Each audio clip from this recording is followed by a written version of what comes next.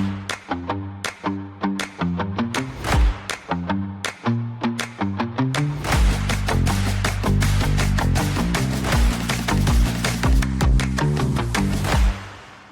everyone, I'm Sophie Milburn, editor of the MSP Channel Insights portfolio, and I'm so glad that we've got the opportunity to speak to Alex Walsh today from Keepit. Alex, would you be able to introduce yourself and your role at Keepit and a little bit about the company as well? Sure. Well, nice to meet you and thanks for having me. Yeah, I'm Alex Walsh. I'm the Regional Vice President of Channel for Northern EMEA at Keepit. So I'm responsible for UK and Ireland, Nordics and Benelux, and I'll go to markets with each of those regions, both from a VAR perspective, but also looking at the wider ecosystem of channel partners, including MSPs as well. Perfect. So you've joined Keepit at a time when SaaS data protection is becoming a major priority for MSPs. How is Keepit positioning itself to support partners through this shift? So Keepit as a company have actually been around for, about 18, 19 years in sort of different guises and started out as an MSP itself before becoming the vendor that it is today. So we've always been comfortable with the similar types of challenges that MSPs would naturally face, being one historically ourselves. But over the last few years, Keepit has evolved as a company, being really focused on a channel first go to market. So everything that we do, from the development of our technologies to how we run our support teams, to how we onboard customers, has both customer and partner in mind.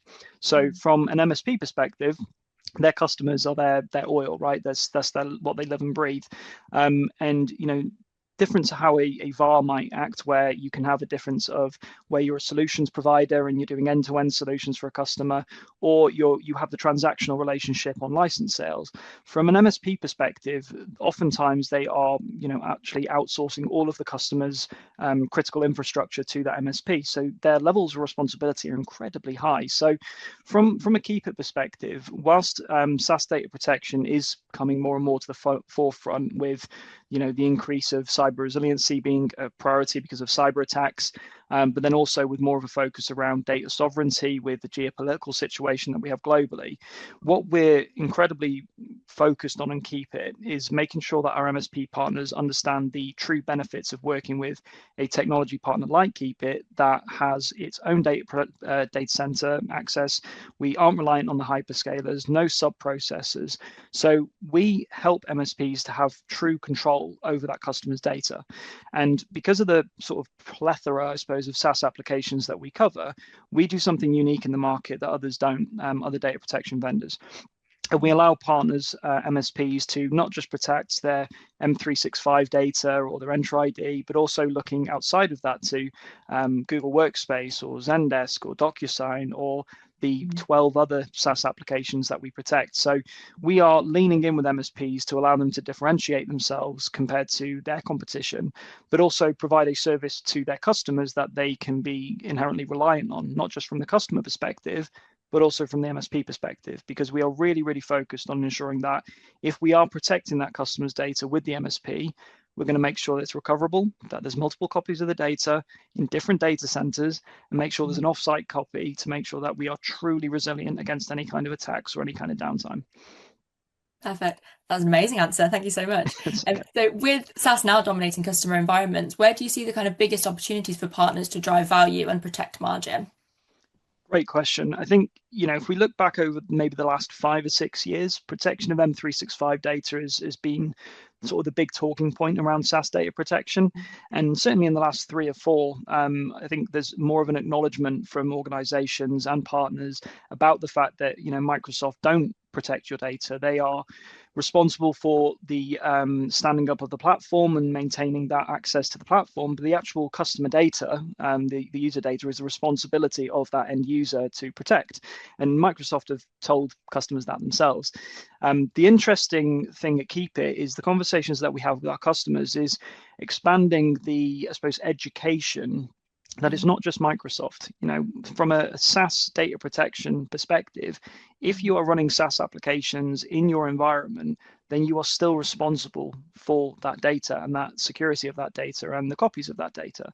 So where Keepit are able to differentiate ourselves and where MSPs are able to differentiate is not just protecting that sort of core M365 environment, but also what about your DocuSign? What about your Google Workspace? What about your Power Apps? What about all these other SaaS applications that are running critical workloads for you, that if you didn't have access to that data, you could be out of compliance with your regulations that you have to uptake in your local region.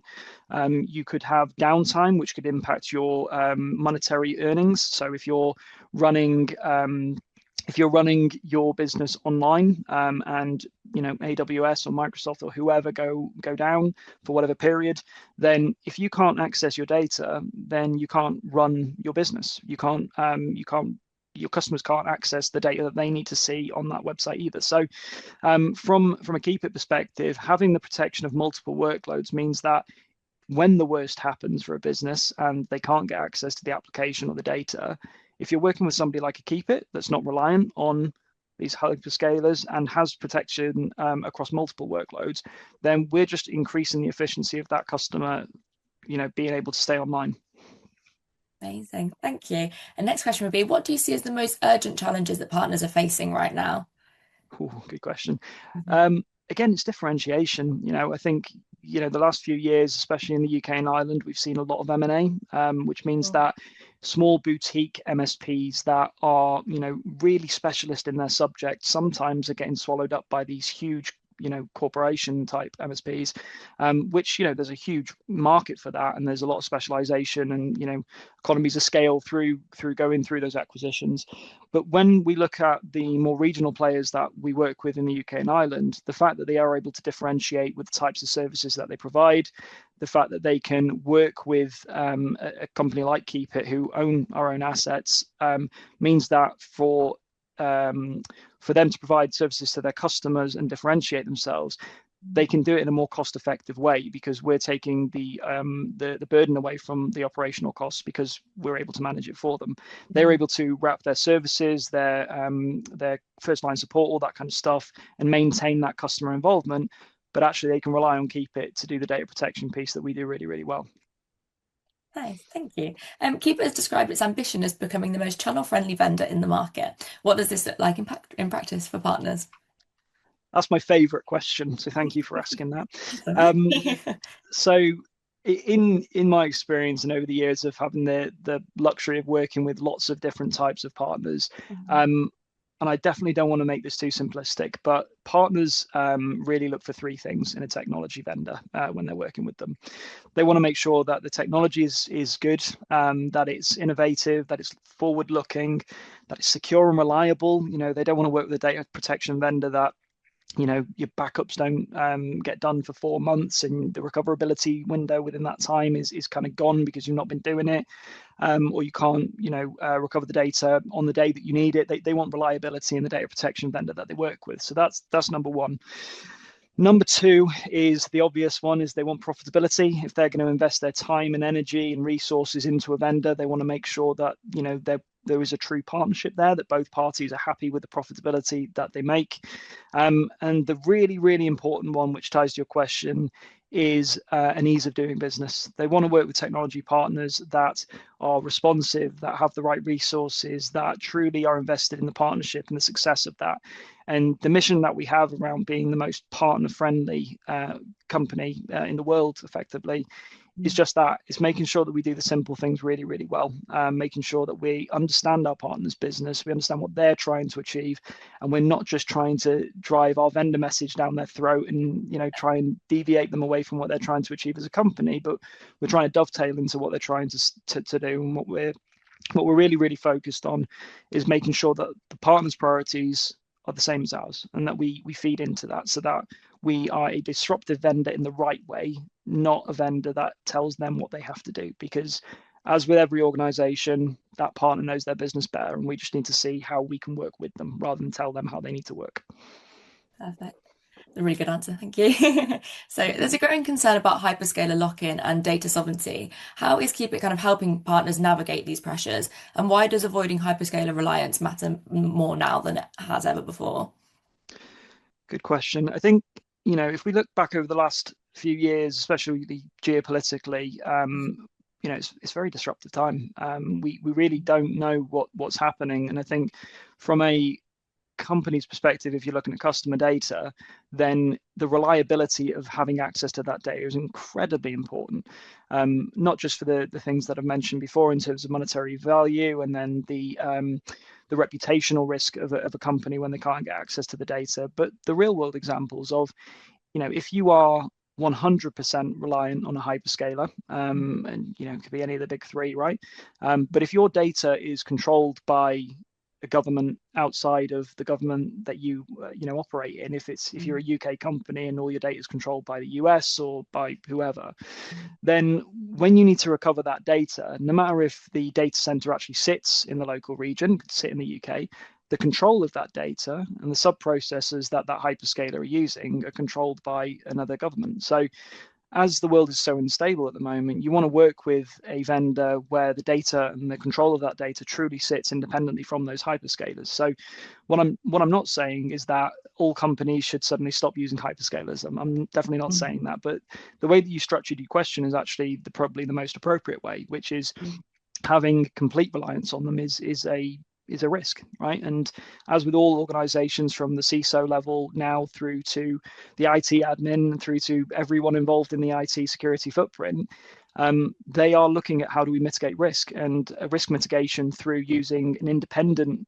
vendor like Keepit that doesn't have ties to the hyperscalers, who can truly give customers control over their data, is becoming increasingly more important. So that concern over it, whether it's because of increased outages, which everyone could be the victim of, or if it's because of the lack of control, then those things are important. But then when you look at the increase of regulations around NIS2 and DORA that are coming in across Europe and will apply to the UK as well in some areas, then there are requirements to make sure that you aren't relying solely on a hyperscaler. So if you're looking at data protection for those SaaS workloads, and you are leveraging some of the data protection vendors that do store everything in those hyperscalers, then you're not really looking at a full data protection strategy. Yeah, really interesting. Thank you. And from your perspective, what do partners genuinely need from their vendors today, and what do they absolutely not need? Good. Yeah. So again, I don't want to oversimplify, but what partners really like from vendors is consistency. We're in January now. I don't know when this is going out, but it's January now, right? And a lot of organizations, companies, partners, vendors, we're all setting out our agenda for 2026, and that takes a lot of time, a lot of planning, a lot of investment. And I'd say from a partner's perspective, if you've agreed a plan for the next 12 months with a vendor that you've lent in with, you've invested, you've got marketing plans, sales plans, all those kinds of things, and the vendor has said, yes, this is the target that we would like to jointly achieve, these are the margins you can expect to make, these are the product lines that we'd like you to sell, and this is the core go-to-market strategy that we have because we think that this particular use case will be relevant to our customer base. If you're a vendor that changes that motion every quarter because you need to hit your targets, and maybe this other product line is more profitable, or you've just made an acquisition, so now everyone needs to deviate from the original plan to sell this new product line. If you aren't consistent in your approach with partners, quite quickly they get tired. I think it's like most things. If you've got a friend that you hang out with, and every week you're supposed to be meeting up for a run, but they drop out every week, or they say, actually, let's go for a bike ride, or let's go for a swim, and then nothing ever happens because you're changing the plans all the time. Quite quickly you get exhausted, right? And at the end of the day, we're still people working with people. So in my experience, consistency is what they absolutely do want, which also kind of answers the other question of what they don't want, which is inconsistency in approach. Incentives are nice, but launching a new one every quarter to close out the month doesn't really drive behavior. It kind of just distracts people, in my experience. So I think, consistency in approach is what most partners want from vendors, I think. Perfect. Thank you. In your opinion, what makes the UK channel unique? Is there any particular challenges or opportunities that differ here from other regions?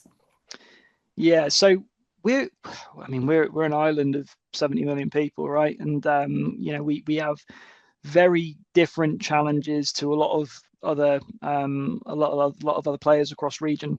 The UK is unique in the fact that we are a boiling pot of innovation. We are very much a technology first industry. The partners that I work with half the time they're 10 steps ahead of where I would be imagining to go, which is exciting. And when we talk about AI, the UK channel has been talking about it for the last few years, not just when ChatGPT came around, but actually prepping ourselves for those advancements. And I think, if you look at the investment that the government have recently announced into cybersecurity spend, it was 210 million extra this year or something like that. Might need to check that. But the fact that we're investing as a country into those areas means that the partners have to be ready for that. And cybersecurity has been on the forefront of every partner that I've spoken to for the last 3 years. So we are, as I say, a boiling part of technology innovation, but also of preparation as well. I think we are ready for those next innovative waves. And I think the partners that do incredibly well in our industry are the ones that are prepared for what's coming next, not just reacting in the moment. So, the UK is definitely not the only country that does that, but I think we do that particularly well. Yeah.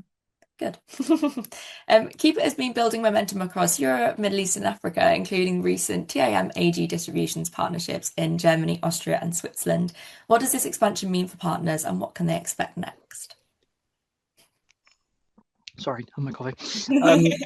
Yeah, so the evolution of Keepit's go-to-market from a channel perspective has meant that more and more we're seeing interest from partners wanting to engage with us and wanting to learn the technology, provide the technology as a solution to their customers. And there is a certain point when, as a team internally, we have to be able to prioritize which partners we work with and how we work with them. And if we were to hire an extra 400 partner managers, maybe we could reach the potential that we think that we'll be able to get to. But the reality is we absolutely rely on our distribution partners to ensure that we're giving the best levels of service possible to our partners. Now, that's not just doing the basics around quote and config or making sure that we can answer some basic technical questions, but we work hand in glove with our distribution partners around the enablement of those partners, about business development, marketing plans, 12-month sales cycles, really getting into the nitty gritty of the deals, but also because those specialist distributors like an Ingram Micro, which we have for the UK as well, because they do so many different types of business with these different partners, you might have one partner come to Ingram and say, hey, we want to look at M365 backup. What can we work on? And they'll talk about Keepit and say, yes, you can look at this, or there's other options as well. But what our distribution partners do a really good job of is saying, well, actually, you also do your cybersecurity with us, or you also do your Google Workspace with us, or whatever it might be. Did you know that this technology vendor can cover multiple workloads? And did you know that if you were to leverage this partner program, this is the incremental margin opportunity that you would have?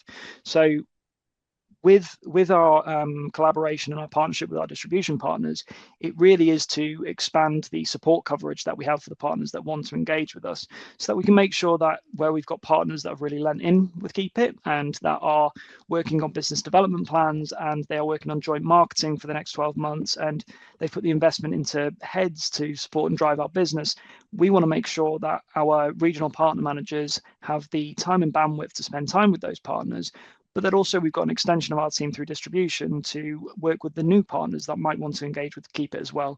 So it's a very exciting time, and distribution is a key part of our strategy as we move forward. Right, looking ahead into the next year, do you see SaaS data backup remaining a standalone service for MSPs or becoming part of a broader cyber resilience and recovery offering? And how is Keepit shaping its strategy around that shift? Really good question. And actually, I think, we don't even have to look ahead 18 to 24 months. I think that change has happened already. My experience of working with MSPs over the last sort of 5-6 years, it was very much point product. It was very much backup as a service for a particular workload. But actually, because of the rise in cybercrime and because of the headlines that we see every other week on the news in the UK around different types of attacks that have happened, then the MSPs that have been working with those customers to protect those data sets have already started that. Cyber resiliency as a service is something that I've heard around for the last couple of years. And I think, if we look 18 to 24 months out, most partners and most MSPs that are providing that level of service to a customer, if they're even just providing backup as a service, I think a customer now has an expectation about, well, that's great that you've got copies of the data. How secure is it? What's the recovery time of that? What happens in the event of X? If we're attacked, do we have multiple copies in multiple locations? The security of that data has never been more important than it is today. And when we talk about what is Keepit doing to secure that data, we have 2 copies of the data in 2 separate locations in each of our geolocations across EMEA and across the world. So even if, let's not say it's a cyber attack, let's say it's a natural disaster. If one of our data centers in one of those locations was hit by a meteorite, right? Let's say, worst case, hit by a meteorite, that data center's gone, then the other data center would be online and would be available for that customer to recover their data. And if both data centers get hit, then it's something a lot bigger than a meteorite that's hit it, because those locations are separate enough that we're confident that we can recover that data. So whilst the question, I understand 18 to 24 months out, do we think that will happen? Keepit are already doing it. We're already ahead of the curve on that in terms of protection of that data and ensuring that cyber resiliency is at the forefront of what we do. And as I say, I think the MSPs, and kind of ties into your question earlier about being, what's special about the UK. The UK MSPs have been doing this for a couple of years now, and they're definitely strengthening their position on that as they move forward. Perfect. So looking ahead into the rest of 2026, what do you think will be most reshaping the data protection landscape for MSPs, and how should partners prepare? So I'm biased, obviously, but I do believe that the criticality of protection of SaaS workloads is going to become more and more important when we engage with customers and partners around their requirements for Keepit. A couple of years ago, it very much was M365 and Enter ID. That was the big one. But as our portfolio has widened, we don't just add them for fun, right? It's based on a customer requirement. And because SaaS applications are becoming more and more relevant in production environments, and we are all becoming more reliant on SaaS applications, generally speaking, as a populace, then the requirement for protection of that data is definitely increasing. The increase of regulation around it as well. Again, if you look at NIS2 or DORA, those regulations are coming more and more. So if you are not meeting them, you're going to be hit with fines. Then you look at the additional scrutiny around data resilience because of cyber attacks.